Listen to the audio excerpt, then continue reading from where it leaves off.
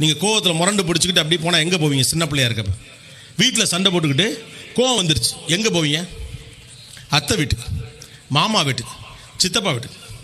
மாமா வீட்டுக்கு போனால் அந்த ஆளுக்கு போயிட்டு சிவகாசியில் சாத்துன்னா உங்கள் ஊரில் காராச்சேவெல்லாம் வாங்கி கொடுத்துட்டு சீனி சேவெல்லாம் வச்சுட்டு சைக்கிளில் 2 ரவுண்டு அடிச்சுட்டு முடிஞ்சால் ஈவினிங் சினிமாலாம் போயிட்டு நைட்டு 9:30 மணிக்கு அக்கா புருஷன் தூங்கின பிறகு கொண்டாந்து கொடுத்துட்டு அக்காவை திட்டிட்டு போவார். பிள்ளைய போட்டு அடிக்கிறியே, நீங்களாம் நல்லா இருப்பீங்களா அப்படின்னு திட்டிவிட்டு போவார். அத்தையாக இருந்தால் அது அடுத்த விட பெரிய லெவல். வீட்டுக்கே நீங்கள் வர முடியாது. வீட்டிலே கரிசோறாக்கி போட்டு எல்லாம் பண்ணி இந்த பிள்ளைய போட்டு அடிச்சு விட்டாங்களேன்னு சொல்லிட்டு நீங்கள் பிள்ளைய போய் கெஞ்சி தான் கூட்டியாரணும். யார் உங்கள் வீட்டு பிள்ளையவே அவங்க அத்தைக்காரி வீட்டில் நீங்கள் கெஞ்சி தான் கூட்டு வரணும். சித்தப்பனா இருந்தால் கிடுகிடுன்னு சைக்கிள் எடுத்து நேராக வீட்டில் கூட்டிகிட்டு போய்ட்டு அது எப்படி பிள்ளை அடிக்கலான்னு, எப்படி அடிக்க போச்சு அப்படின்ட்டு அவங்க அண்ணன் காதில் போடுற மாதிரி அன்னிக்கிட்ட சத்தம் போட்டுட்டு அவனை விட்டுன்னு வெளியில் கூட்டிகிட்டு போவார். புலம்புவதற்கும் பேசுவதற்கும் ஒவ்வொன்றுக்கும் ஒவ்வொரு மாதிரியான ரிலேஷன்ஷிப் இருந்துச்சு இல்லையா? பார்ட்னர் இன் கிரைம் மாமா. கோயில் திருவிழாக்கு 10 மணிக்கு மேலே போகணும். அப்பா அலோவ் பண்ணல. யாரோட போவீங்க? மாமா தான் கூட்டு போவார். செலவுக்கு காசு இல்லை, ஸ்கூலுக்கு ஃபீஸ் கட்டணும், அப்பா சங்கடப்படுறான்னு தெரியும், சித்தப்பான தான் நம்ம போய் நிற்போம்.